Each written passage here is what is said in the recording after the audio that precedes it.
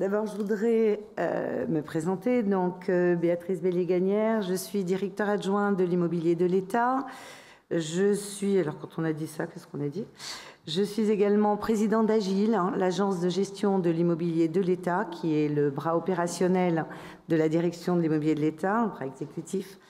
Et avec ces deux titres qui ont l'air un petit peu pompeux, je dirige également, aux côtés d'Alain Resplandy-Bernard, le directeur de l'immobilier de l'État, un réseau territorial qui représente à peu près 1500 personnes aujourd'hui, réparties un petit peu partout, mais c'est pas comme si on n'était pas à peu près 11 ou 12 000 personnes au sein de l'État à faire de l'immobilier et à essayer de transformer tout ça. D'abord, je suis extrêmement heureuse et très fière et très engagée sur cette session d'aujourd'hui. Il y aura aujourd'hui des thèmes qui sont très exactement ce que nous traitons au sein de l'immobilier de l'État, qui sont des vraies problématiques. Pourquoi, en fait, j'ai aussi accepté très volontiers d'introduire cette session? Je trouve que le sentiment de groupe de travail qui est mis en avant, le partage, l'information, etc., je pense qu'après 18 mois de travaux collaboratifs, il y a quelques années, il y a eu un objectif fondamental qui était de partager, qui était de structurer, de synthétiser. Et je crois que plus que jamais aujourd'hui, nous avons tous des besoins d'échange, des besoins d'information. Et quand j'entends occupants et services publics, c'est un terme qui me parle. Je crois encore que plus que jamais, c'est une méthodologie où d'abord on réfléchit ensemble, ensuite on définit les termes, on définit les objectifs, on définit les besoins, et enfin on processise, on industrialise, et bien entendu, c'est le numérique qui sera l'un des leviers majeurs de cette industrialisation. Donc j'ai dit à Fidji oui pour partager des expériences, oui pour partager des informations, oui pour partager, bien entendu, toutes les bonnes pratiques. Et comme le disait à l'instant, comme on le disait à l'instant, privé, public, monde académique, c'est fini. Le monde étanche, le privé d'un côté, le parapublic plus ou moins, et l'État inaccessible. C'est aujourd'hui, je crois que, Monsieur le Président, Monsieur Ténisier, c'est effectivement une méthodologie que je salue, dans laquelle nous nous inscrivons, nous État, et des objectifs que nous partageons. Donc aujourd'hui, il y a des gros enjeux. Et il faut adapter le numérique au service de l'immobilier. Alors au service 2, encore une fois, ça me parle. Mais ça serait vraiment très très simple si nous n'avions qu'une adaptation numérique à faire. Nous croisons aujourd'hui avec une trajectoire environnementale. Nous démarrons avec quelques problématiques liées à l'inflation ou autres. Et puis, il y a comme un nouveau langage, une nouvelle langue. ZAN, ZEB, des EET, des CREBEX, LEC, ENR, ombrière, réversibilité. C'est quoi tout ça? Et je crois qu'aujourd'hui, la session démarre par le faire-part de naissance d'un nouveau cycle de l'immobilier. Je crois qu'on rentre dans un nouveau monde, on rentre dans une nouvelle posture et on rentre dans un nouveau partage. Mais demain, c'est demain, mais c'est déjà aujourd'hui.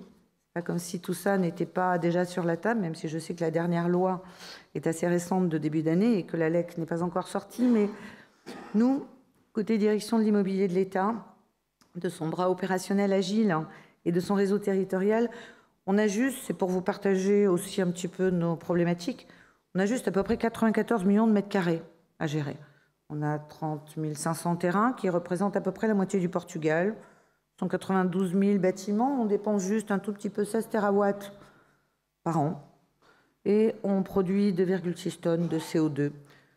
Je dirais qu'on part un petit peu de loin, que nos objectifs sont énormes et sont à croiser, mais c'est le cas également de tous les propriétaires, de tous les assets. On n'a pas que du tertiaire dans notre besace, on n'a pas que du logement ou de la logistique, qui est aussi un produit intéressant. Côté État, on va à peu près des cités administratives tertiaires aux maisons forestières, en passant par le musée du Louvre, des commissariats, des gendarmeries, des bases militaires et 22 millions de mètres carrés d'universités. Donc, c'est dire si aujourd'hui nous devons croiser cette problématique de produits différents, d'accélération du temps, et encore une fois, le numérique en sera bien entendu un levier. Je vous parlais tout à l'heure de notre organisation côté DIE, Direction de l'immobilier de l'État, pardon, les acronymes de l'État. Nous représentons, vous d'abord, nous tous, les contribuables, c'est notre patrimoine. Notre patrimoine à gérer rapidement, à gérer dans le temps et à gérer avec tous les métiers de l'immobilier. On dit en général, on a à peu près 6 métiers dans notre monde qui vont à peu près du terrain vierge à la machine à café, puisque j'ai inclus de mon côté les services généraux également. Je trouve qu'entretenir, mais servir, encore une fois, la notion de service à l'occupant, c'est fondamental. Donc c'est un métier, l'office management, oh pardon, j'ai parlé anglais, que je regarde toujours de près. Notre responsabilité, elle est énorme. Elle est énorme parce que État exemplaire de mon côté, mais elle est énorme nous tous. On a aujourd'hui, côté direction de l'immobilier de l'État, alors voilà, vous me permettrez juste de dire qu'on a essayé de faire des choses. On a juste un petit peu dépensé près de 4 milliards d'euros ces dernières années pour verdir notre patrimoine, pour essayer de l'industrialiser également du point de vue numérique. Peut-être certains d'entre vous ont suivi ce que nous avons fait en 2021, 2,7 milliards, plan de relance de l'économie.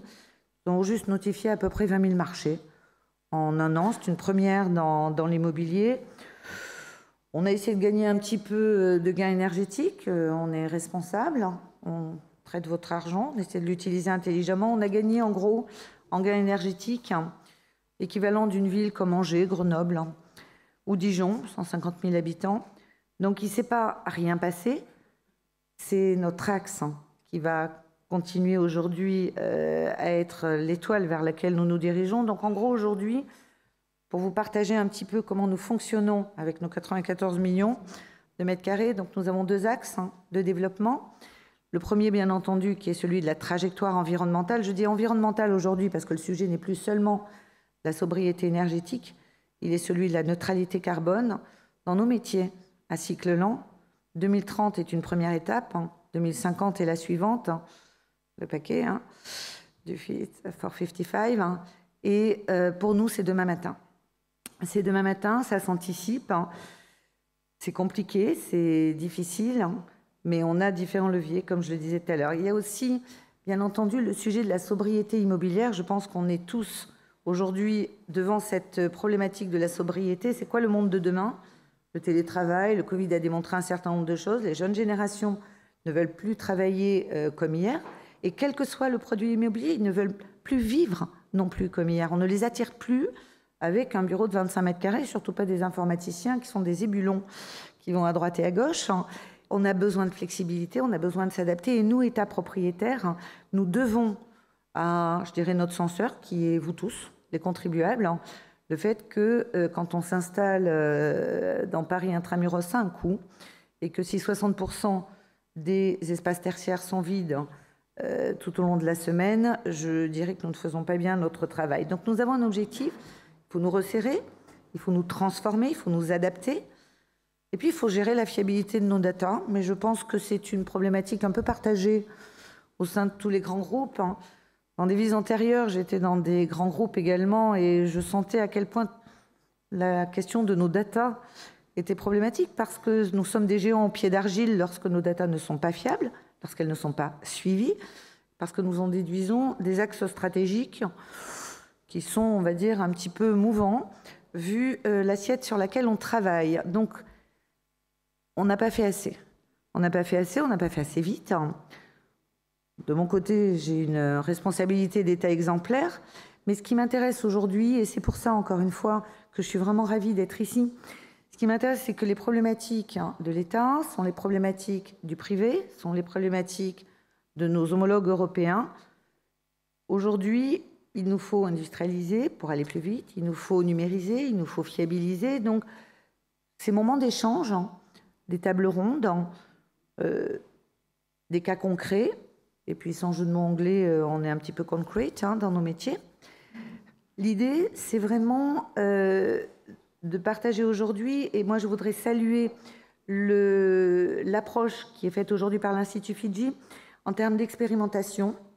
Je crois qu'on va parler de plusieurs cas concrets, un bâtiment, cœur de ville, il y a aussi des rapprochements et des analyses sur certains bâtiments. On doit récolter. On a parlé de moisson numérique, j'ai bien aimé le terme. On a parlé également d'accélération numérique, services compris. Je répète encore une fois que l'entretien maintenance et les services généraux, c'est fondamental. D'abord, ça valorise un immeuble, sinon il devient un petit peu malade si on ne s'en occupe pas bien. Et puis, on parle de verdir. Je parlais d'un verdissement de près de 4 milliards d'euros, mais je crois que la valeur verte dans mon panier, j'ai beaucoup apprécié le titre de la session, c'était intéressant. Bref, on doit s'adapter. On doit travailler sur les dialogues avec le climat, j'ai cru comprendre également, puis on doit encourager. Je crois qu'il y aura une remise de trophées aussi aujourd'hui. Dans un contexte européen, et je voudrais partager avec vous, la direction de l'immobilier de l'État est très active au sein de la communauté immobilière européenne. Nos homologues dans les différents pays se heurtent très exactement aux mêmes problématiques que nous, les data, la fiabilité, la numérisation, l'accélération, la gestion, la stratégie. Et je vais vous dire, je recevais une délégation du Congo la semaine dernière, Congo-Kinshasa, pardon, la République démocratique du Congo, et c'est exactement la même problématique. Avec quoi ils sont venus? Avec bien sûr un représentant du chef de l'État. Ils sont venus avec un responsable SI. Donc sur le moment, j'avoue que j'étais un petit peu surprise. Non, ils ont dit d'abord, on fiabilise, on recense, on analyse, on stratégise, on industrialise. Donc c'est dire si, je reçois le Sénégal d'ailleurs la semaine prochaine, si c'est tous ensemble que nous pourrons partager, je dirais que c'est un petit peu... Aujourd'hui, on est dans une obligation de créativité. Créativité parce que les enjeux sont énormes. Vous allez me dire, c'est pas la première fois qu'on vit une crise. On a tous des carrières derrière nous. On a vécu des crises du Golfe, des subprimes, etc. On a vu des gens souffrir beaucoup dans les différentes crises. Mais aujourd'hui, on cumule. On cumule l'obligation d'accélération. On cumule une trajectoire d'objectifs environnementaux. On cumule également une crise économique. On cumule les envies des générations qui sont derrière nous. Ça fait un petit peu beaucoup. En même temps, ça va nous obliger, et moi j'ai remarqué qu'à chaque crise de l'immobilier, c'est la créativité. Nous, dans l'immobilier, nous sommes un vase qui recevons tout. On vit dans l'immobilier, c'est notre cadre de vie. Demain, aujourd'hui, il va nous falloir créer encore plus qu'on l'a fait en 2008, encore plus qu'on l'a fait en 96. Il va falloir innover, il va falloir expérimenter, il va falloir décider en marchant. Donc il y a différents thèmes. On travaillera sur la biodiversité, sur la géothermie, sur les îlots de fraîcheur, mais surtout, je voudrais saluer, c'est pour ça que je parlais tout à l'heure de cas concrets, nous, État, nous aimons beaucoup expérimenter. On est, souvent quand je partage avec des représentants du monde privé, on parle d'expérimentation, etc. Mais nous, on les a lancés il y a longtemps. Agile est déjà issu d'une expérimentation. On teste, on essaye, on y va, et on a le droit à l'erreur. On n'a pas de problème avec ça. On ajuste, on me demande de travailler en méthode agile. Donc volontiers de mon côté. Ça va nous nécessiter d'être aussi très créatifs parce qu'il y a les solutions et puis il y a les montages. Il y a les montages. Je parle de créativité en montage immobilier souvent, d'adaptation. Là aussi, ça se numérise. Là aussi, ça s'accélère. Ça paraît toujours un petit peu curieux. Montage immobilier, c'est quand même un petit peu du juridique, de l'urbanisme réglementaire. Non, il y a de la créativité. Ce sont des leviers également quand on est à 7, et nous sommes à 7 côté direction de l'immobilier de l'État, mais beaucoup d'entre vous le sont également. Il faut arbitrer, il faut décider, c'est difficile, dans un objectif de sobriété immobilière. Et quand je dis sobriété immobilière, c'est également faire de la diffisence, ce qu'on a tous fait en tant qu'asset. Donc on a le droit de tenter, on a le droit de créer. Il n'y aura pas une solution. Moi, j'ai 192 000 bâtiments, je vais peut-être avoir 192 000 solutions, j'en sais rien. Mais en tout état de cause, cette souplesse, cette flexibilité, c'est ce qui est attendu de nous tous. On parle par exemple aujourd'hui, enfin on parle depuis longtemps, des baux verts, quelle est la distinction entre un bailleur, un preneur, où s'arrête le cahier des limites de prestation de chacun. Là aussi, il va falloir créer, pour votre information, moi j'ai lancé des équipes. Côté Agile et côté direction de l'immobilier de l'État, on expérimente, on travaille avec des acteurs du monde privé. Et puis bien entendu, il y a une créativité technique, on parle quand même de quelque chose de très concret. On a tous ces réflexes techniques Il va falloir transformer sur l'existant, la réversibilité, valoriser un petit peu. Un immeuble, c'est aussi une infrastructure, c'est une superstructure, c'est un environnement, c'est de l'aménagement, c'est du quartier. Il va falloir parler avec les collectivités locales. C'est compliqué, il va falloir travailler. Et puis, bien sûr, au bout de tout ça, il y a une créativité numérique. Il va falloir aussi que ce service s'adapte à nous. De notre côté, encore une fois, côté État, moi, je partage avec vous parce que je ne sais pas si ça se sait.